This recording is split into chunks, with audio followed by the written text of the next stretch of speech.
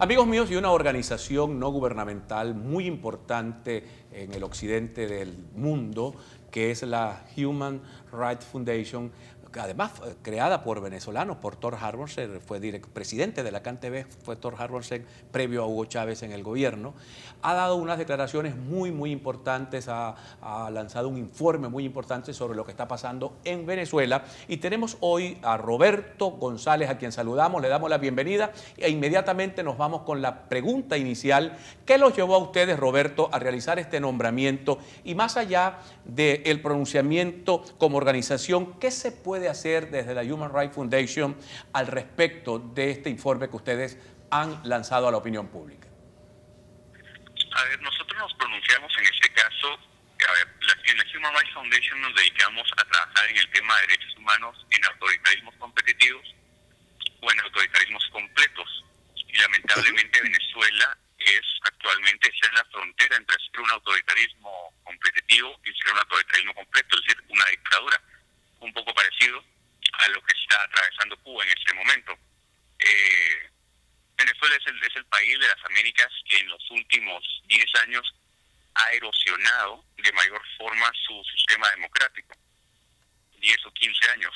Entonces es una fuente constante de preocupación a nivel internacional para las organizaciones que se dedican al tema de derechos humanos, porque hemos visto lamentablemente cómo se ha erosionado la independencia entre los poderes del Estado, se ha perseguido a los medios de comunicación, se ha cerrado a medios de comunicación como ARCTV, se ha perseguido y se sigue persiguiendo a la oposición política en Venezuela. De hecho, si usted hace una revisión rápida de las personas que están en la cárcel en este momento, los principales líderes de la oposición venezolana o están en la cárcel o han sido descalificados para las próximas elecciones. Entonces Venezuela es simplemente una fuente constante de atención, o debe ser una fuente constante de atención para cualquier organización internacional que se dedique al tema de derechos humanos. Y en este caso, como bien vos lo decís, el caso de los tuiteros es un caso particular y emblemático que debemos resaltar.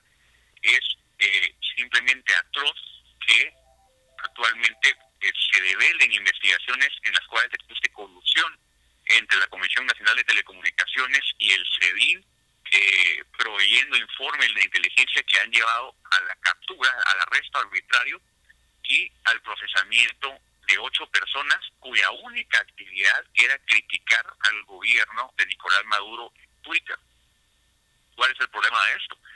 En cualquier democracia, cualquier persona se le debe permitir tuitear, criticar, y esa crítica puede ser ofensiva, pueden ser insultos, pueden ser palabras antisonantes en contra de los funcionarios públicos. De hecho, el umbral de tolerancia que deben tener los funcionarios públicos frente a la crítica es mucho más alto del que deben tener las personas comunes y corrientes que no exponen su vida públicamente ante la sociedad, y en especial el caso de los funcionarios públicos, que son funcionarios que trabajan al servicio de la sociedad.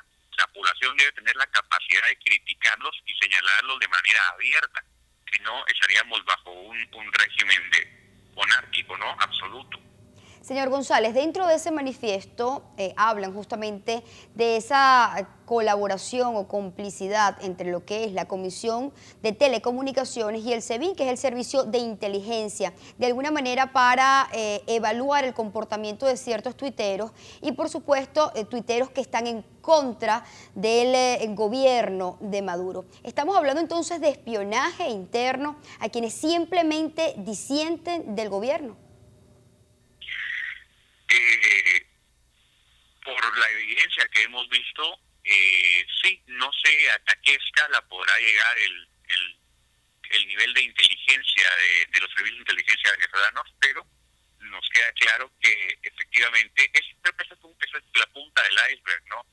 Esto es un ejemplo que ha salido recientemente a la luz pública. Esto no era público, esto no se conocía hasta que una investigación reveló que efectivamente estaba pasando.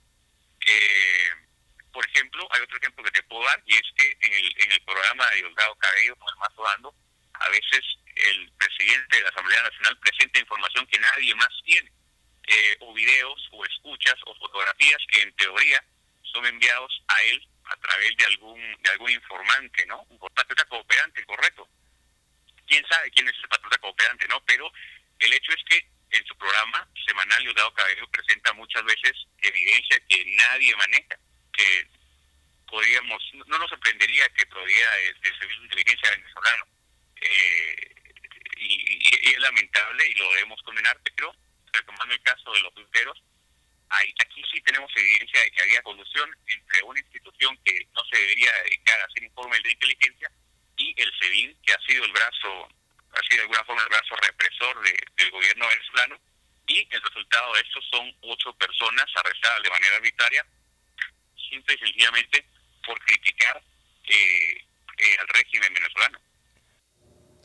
Abogado Roberto González, precisamente ayer las Naciones Unidas cuestionaron a programas de televisión oficialistas donde se descalifica a los opositores. Es utilizado el aparato comunicacional del Estado para destruir a la oposición venezolana. ¿Cuál es el balance que ustedes tienen en este momento en materia de libertad de expresión en Venezuela? En Venezuela, lamentablemente, hay muy pocos espacios para la disidencia, para que la gente se pueda expresar, canales, vehículos en los cuales la gente pueda criticar. Por ejemplo, el cierre del canal más importante y más viejo de Venezuela, RCTV Televisión, fue un hito en Venezuela. Y después de RCTV vinieron muchos otros medios de comunicación y actualmente ya casi no hay medios de comunicación independientes en Venezuela. O han sido expropiados por el gobierno, o han sido cerrados por el gobierno, o han sido comprados a través de testaferros del gobierno y su línea editorial la han modificado, como es el caso del Universal, por ejemplo. Venezuela es el país de América Latina que más utiliza Twitter, y eso no es novedad. Es simple y sencillamente ese resultado de que la gente, que los venezolanos han perdido esa ventana que les permitía comunicar su malestar, y se han tornado a una plataforma social como Twitter para poder criticar lo que ahora ya no pueden criticar a los medios de comunicación tradicionales.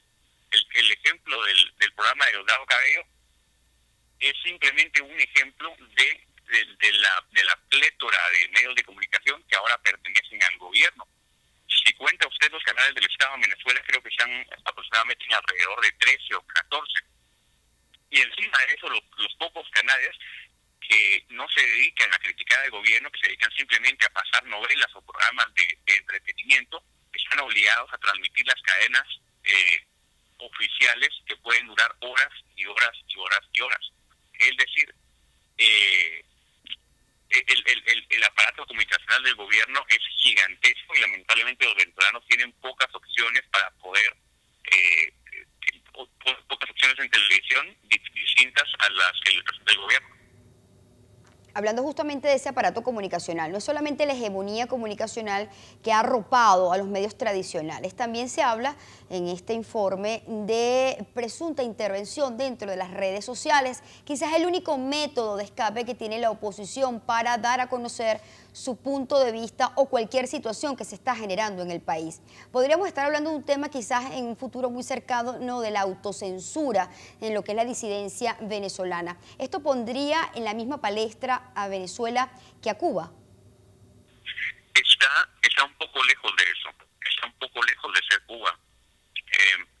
El tema de autocensura, creo que estás en lo correcto. De hecho, el objetivo del gobierno al apresar a 8 personas por tuitear es simple y sencillamente demostrar o darle un escarmiento a la sociedad en general para que sepan que no se va a tolerar a personas que estén criticando en Twitter, que las consecuencias por criticar en Twitter pueden ser cárcel, pueden ser represión, pueden ser procesos penales, puede ser estar encarcelado en un calabozo del SEBIN.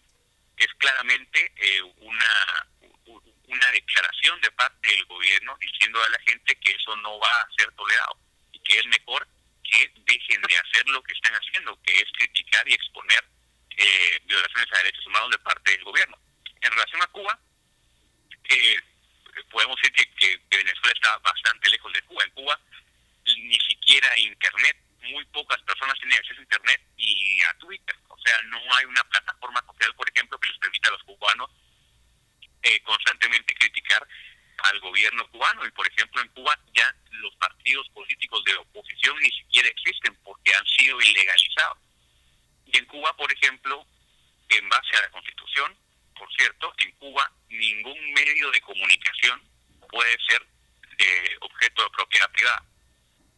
Entonces, si bien vemos que Venezuela marcha hacia ese camino, hacia el camino de Cuba, no es Cuba todavía. Así que es importante denunciar lo que está pasando en Venezuela para que la comunidad internacional reaccione, generar presión al gobierno venezolano y esperemos que no camine por ese camino tan tortuoso y tan negro que ha llevado a Cuba a hacer lo que es actualmente. Bueno, sin duda que es una tarea compleja. Primero, abordar el tema de la libertad de expresión en Venezuela, el problema de las libertades en líneas generales en un país que va en tremendo retroceso. Nosotros le agradecemos al abogado asociado de la Human Rights Foundation que nos haya acompañado, Yaksu. Así es, Roberto González pues hablaba un poco de este informe que presentan dentro de su portal web, en donde cada día van demostrando cómo la hegemonía comunicacional y el aparato represivo del gobierno de Maduro se sigue apoderando de todos los espacios que tengan algún tipo de libertad de expresión. Ya no solamente estamos hablando de los medios tradicionales, sino también de las redes sociales y cómo utilizan de lo que es CONATEL, que es la Comisión Nacional de Telecomunicaciones, le pasa información al servicio de inteligencia para que detengan a la gente simplemente por opinar diferente. Yo le escuchaba al abogado con detenimiento. Él en algún momento dijo que Venezuela no era Cuba y ciertamente los fenómenos son distintos. El fenómeno cubano se dio en medio de la Guerra Fría, el fenómeno venezolano se da en la caída después del muro de Berlín, pero los resultados terminan siendo lo mismo, una terrible agresión a las libertades de los ciudadanos.